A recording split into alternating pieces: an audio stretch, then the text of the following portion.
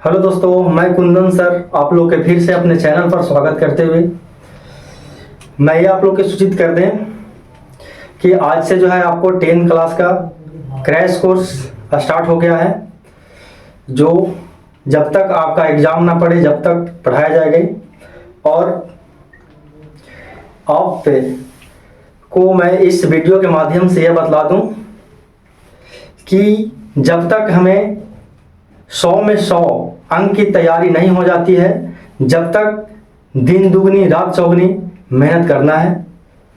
ये आप लोग सफलता का पहला सीढ़ी है।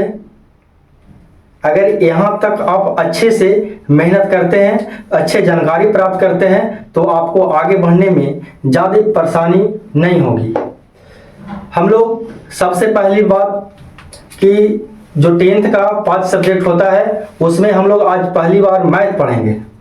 मैथ हमारा टारगेट रहेगा कि आपको 100 में 100 अंक लाया जाए, जो कि काफ़ी आसान है। क्योंकि देखिए आजकल जो है 100 नंबर का जो क्वेश्चन रहता है वो सीधे दुगना पूछता है।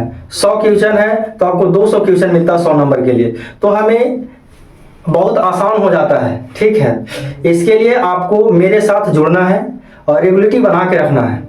ठीक है, तो आइए हम लोग आज जो है कक्षा 10वीं की पहला लेसन वास्तविक संख्या शुरू करते हैं। आइए देखिए, हम लोग जो है पहला लेसन जो आपको पढ़ना है 10th में हम लोग मैथ की बात कर रहे हैं। मैथ में पहला जो पढ़ना है आपको वास्तविक संख्या पढ़ना है। ठीक है, इसको रियल नंबर बोलते हैं, नंबर। ठीक है, अब सुनिए, तो सबसे पहली बात है कि देखिए वास्तविक संख्या के बारे में जाने कि वास्तविक संख्या क्या है। तो वास्तविक संख्या उसे कहते हैं कि वैसी संख्या जिसमें परिमेय संख्या और अपरिमेय संख्या को मिलने से वास्तविक संख्या का निर्माण होता है।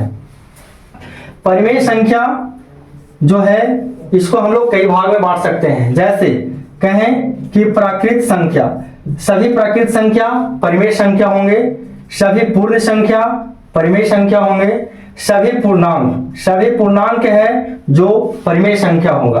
परिमेय संख्या कहते हैं किसको, तो वैसी संख्या जो p बटा q के रूप में लिखा जाता है उसे हम लोग परिमेय संख्या कहते हैं। या कहें कि जिसका वर्गमूल पूरी निकल जाए उसे हम लोग परिमेय संख्या कहते हैं। जैसे √36 का वर्गमूल 6 होगा। ठीक है, ऐसा आगे हम लोग देखते हैं कि देखिए ये जो प्राकृत संख्या है, प्राकृत संख्या किसे कहते हैं, तो हम लोग कहेंगे कि गिनती वाली संख्या, जैसे कि 1 2 3 डॉट डॉट डॉट, गिनती वाली संख्या को हम लोग प्राकृतिक संख्या कहते हैं। जैसे 1 2 3 4 डॉट डॉट अनंत तक। आगे कहें पूर्ण संख्या किसे कहते हैं, तो वैसी संख्या जो 0 से शुरू हो, 0 1 2 3 डॉट डॉट, तो इसे हम लोग पूर्ण संख्या कहते हैं।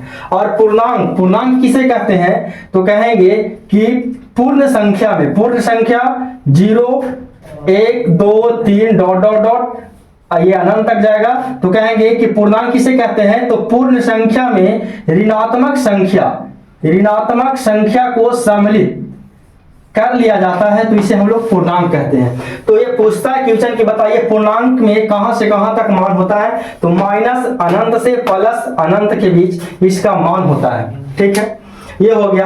अब सुनिए कि अपरिमेय संख्या किसे कहते हैं, तो अपरिमेय संख्या वैसी संख्या जिसका वर्गमूल पूरी नहीं निकलता है उसे हम लोग अपरिमेय संख्या कहते हैं। या जिसे जो है p बटा q के रूप में नहीं लिखा जाता है उसे हम लोग अपरिमेय संख्या कहते हैं। जैसे देखिए पाई जो है कैसी संख्या है, तो ये अपरिमेय संख्या है। जब पाई का जो मान होता है, ये मान होता है 22/7। पाई का मान जो होता है 22/7 होता है, जो कि एक परिमेय संख्या है, जबकि पाई ऑलरेडी क्या है, अपरिमेय संख्या है। ठीक है, चलिए इसके बाद भी आगे हम लोग चलते हैं। तो देखिए फिर अगला जो है टॉपिक आपको है कि शांत और जो है अशांत। शांत और अशांत क्या है, यहां से प्रश्न पूछे जाते हैं। देखिए शांत, शांत कहा जाए तो ऊपर कहेंगे कि 1/2 और 5 के पावर m और n रहे, जब इस रूप में कोई संख्या को लिखा जाता है तो उसे हम लोग कहेंगे शांत। या किसी संख्या को हम लोग भागा दें, जैसे अगर हम देखिए यहाँ पे एक होता, आप जानते हैं कि भिन्न, भिन्न बराबर जो होता है भिन्न, भिन्न बराबर होता है अंश, अंश बटा हर, अंश बटा हर होता है। तो यदि जो यहाँ पे हम कहें कि देखिए 1/5 लेते हैं, इसका मतलब होता है कि 5 से भागा आपको 1 में देना है, 5 से भागा 1 में देना है, तो यहाँ पे दशमलव बैठाएंगे तो यहाँ हो जाएगा 0, तो 5 दूनी 10, ये कट गया। मतलब जब दशमलव के बाद आपको कट जाए, दशमलव के बाद आपको कट जाए तो उसे हम लोग शांत कहेंगे। जब दशमलव के बाद नहीं कटता है उसे हम लोग अशांत कहते हैं। जैसे 1/3, 1/3 का मतलब हुआ कि 3 से हम लोग भागा देंगे 1 में, दशमलव बैठाएंगे, फिर यहाँ पे आ जाएगा कितना, तो यहाँ पे आ जाएगा 10, 3 मतलब 3 3 9, फिर 1 बच गया, फिर 0, फिर 3 3 9, ये डॉट डॉट ऐसा ही चलते रह जाएगा। तो कहेंगे कि ये दशमलव के बाद जो है ये 3 3 डॉट डॉट चलते चल गया, तो ये क्या हो गया, तो ये हम लोग कहेंगे अशांत है। ये जब दशमलव के बाद कट जाता है तो शांत, दशमलव के बाद नहीं कटता है तो ये अशांत संख्याएं कहलाते हैं। चलिए इसके बाद में फिर जो है आगे हम लोग देखते हैं कि एक तो होता है कि जैसे देखिए जब ये डॉट डॉट डॉट जा रहा है, इसको हम लोग लिख सकते हैं कि 0.3 के पावर रेकरिंग कहते हैं। और ये कभी कभी आ जाता है इस तरह के क्वेश्चन के, बताइए इसको जो है आप 0.3 के पावर रेकरिंग को आप भिन्न में लिखिए, तो भिन्न बराबर हम लोग जानते हैं क्या कि भिन्न बराबर होता है आपको अंश, अंश बटा हर होता है, अंश बटा हर। तो यहाँ पे देखिए ये जो है इसको हम लोग लिख रहे हैं क्या, तो ये 0.3 के पावर रेकरिंग है, तो यहाँ पे देखिए 3 हो जाएगा, और बटा में क्या है, तो बटा में ये रेकरिंग के बटा में हो जाएगा ये 9 होता है। इसका मतलब होता है कि बटा में 9। तो यहाँ पे अगर जो हम लोग काटेंगे इसको, तो इसको हम लोग काटेंगे तो देखिए 3 से काटिए, 3 3 9, तो यहाँ पे हो जाएगा क्या 1/3 हो जाएगा। तो अपना आंसर ये हो जाएगा। ठीक है, ये आपका हो गया।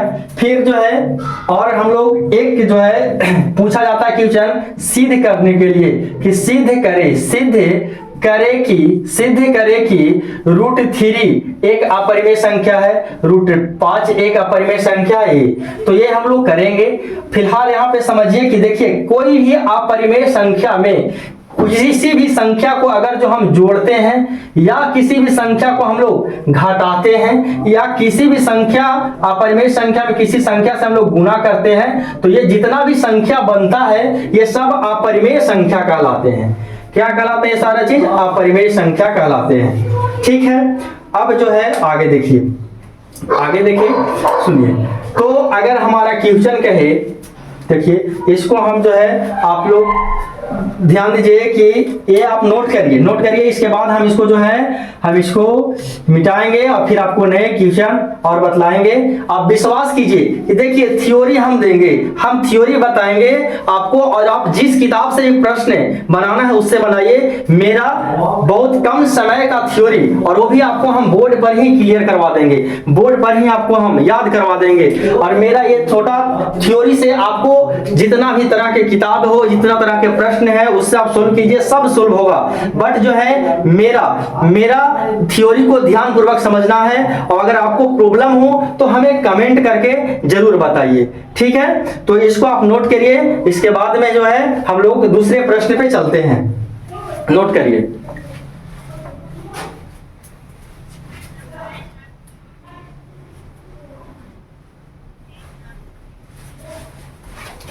चलिए तो देखिए इसको आप मिटाते हैं।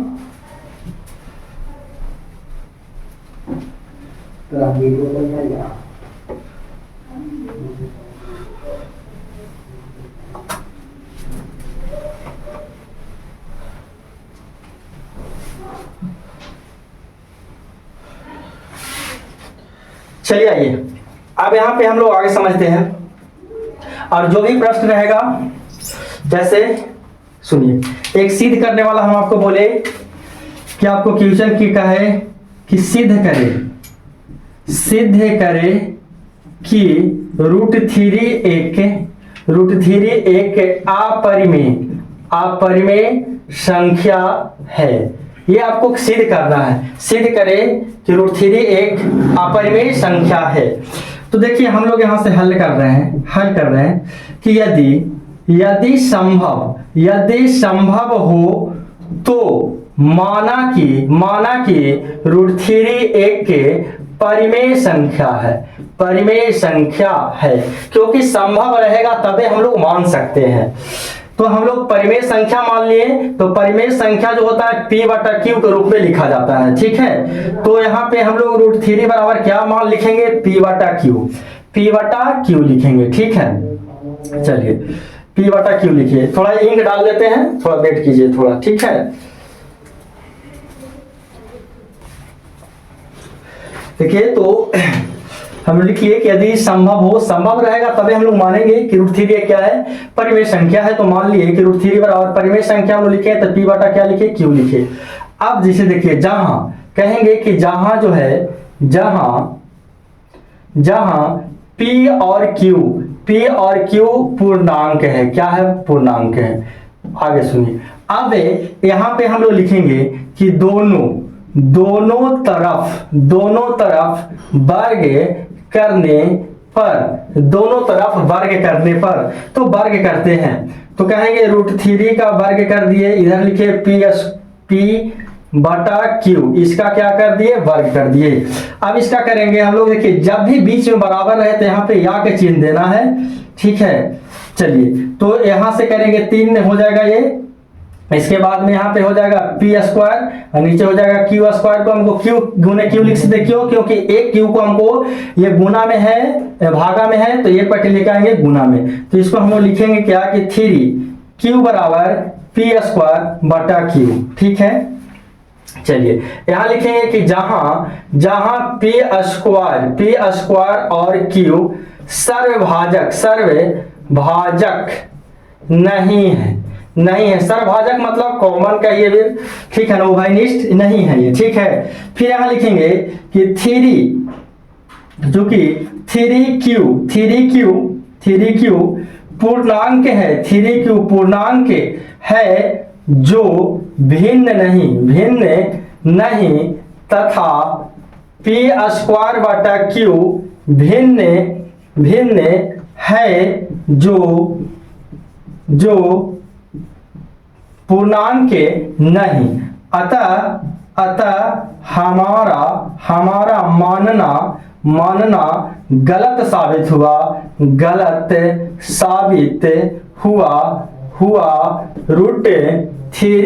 एक अपरिमेय संख्या है। अब जैसे देखिए यहाँ √3 को हम लोग सिद्ध कर दिए, यही आपको करना है, ठीक है। आप देखिए 1 2 बार 3 बार इसको लिख लीजिएगा, आपको भी ये याद हो जाएगा। समझिए, याद कर लेना इसको कि ऐसा हो रहा है। यहाँ पे अगर √3 है, √3 के हम लोग किए, अब √3 की जगह पर आपको √7 रहता या √5 रहता, या इसमें कुछ जोड़ दिया रहता, ठीक है ना, या पहले जोड़ दिया 3 + √5। तो हमें एक ही को करना है जिस तरह से हम बताए हैं, और फिर अंततः लास्ट में आपको लिखना है कि किसी भी अपरिमेय संख्या में किसी संख्या को जोड़े, घटाए, गुना करे, भाग करे, तो जो संख्या बनती है वे सारे अपरिमेय संख्या कहलाती है। तो इस तरह से हमारा ये जो वास्तविक संख्या था, ये उम्मीद करते हैं कि आपको समझ में आया होगा। इससे आपको पूरा प्रश्न सोल्व हो जाएगा, और इसका जब हम लोग क्वेश्चन देखेंगे, बनाएंगे बुक से या क्वेश्चन बैंक से, हम लोग क्वेश्चन को क्लियर करेंगे ये क्वेश्चन, तो और अगर कोई कॉन्सेप्ट रह गया है तो वहां पे हम लोग क्लियर करेंगे, ठीक है। तो इसको हम अब मिटाते हैं, ठीक। तब तक थोड़ा सा आप लोग लिखिए इसको, ठीक है। लिख लिया, और जो नहीं लिखे उसको स्क्रीनशॉट मारिए, ठीक है ना। हाँ, अब इसको हम लोग आगे बढ़ते हैं।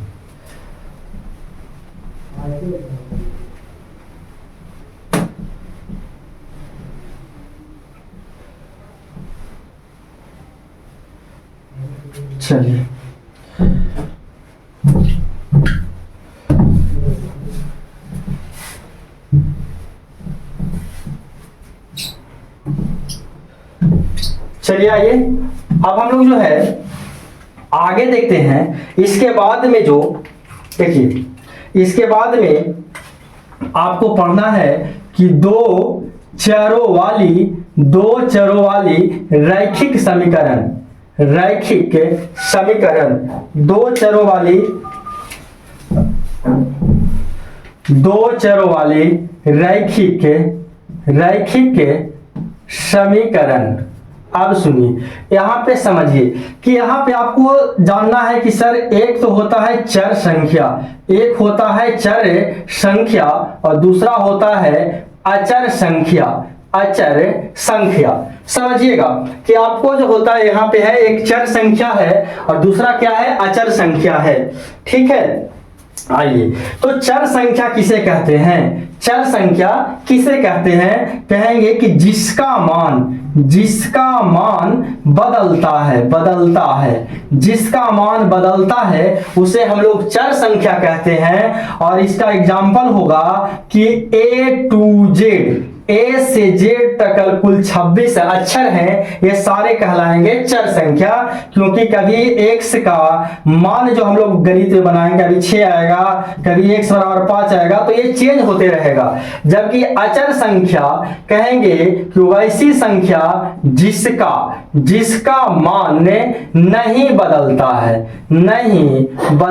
है, कांस्टेंट रहता, उसे हम लोग अचर संख्या कहते हैं। और इसका जैसे जो हम लोग एग्जाम्पल में ले कि सर अचर संख्या, तो कहेंगे इसमें गिनती वाली सभी संख्या जो है ये अचर संख्या हो। जैसे 5, 7, 8, 100, 5000, आप जितना भी ले सकते हैं गिनती वाली संख्या, इसे अचर संख्या कहते हैं। आप समझ गए होंगे कि जो हमने बताया कि चर संख्या जिसका मान बदलता है, या हम कह सकते हैं कि A to Z, A से Z तक कुल 26 अक्षर को हम लोग चर संख्या कहते हैं। अचर संख्या जिसका मान नहीं बदलता है, अर्थात गिनती वाली संख्या को अचर संख्या कहते हैं। जैसे 5, 7 ... है कि नहीं। अब सुनिए, एक आपको है व्यंजक समझना है कि सर व्यंजक किसे कहते हैं या बीज व्यंजक किसे कहते हैं। व्यंजक कहे या बीज व्यंजक किसे कहते हैं, ये समझिएगा। तो सुनिए, व्यंजक या बीज व्यंजक जो है हम लोग उसे कहेंगे जिसमें चर संख्या और अचर संख्या के मिलने से बनता है। बोलिए, आप लोग भी बोलिएगा कि सर वैसी संख्या जिसमें चर संख्या और अचर संख्या के मिलने से, चाहे वे जोड़ के मिले, घटा के मिले, गुना करके मिले, भाग करके मिले। जैसे हम लोग कहेंगे क्या कि जैसे 5 है यहाँ पे अचर संख्या, इसमें हम लोग 22 से गुना कर दिए तो ये हो गया आपको 5/22 जो हो गया, ये हमारा व्यंजक या बीज व्यंजक कहलाएगा। ठीक है, चलिए इसके बाद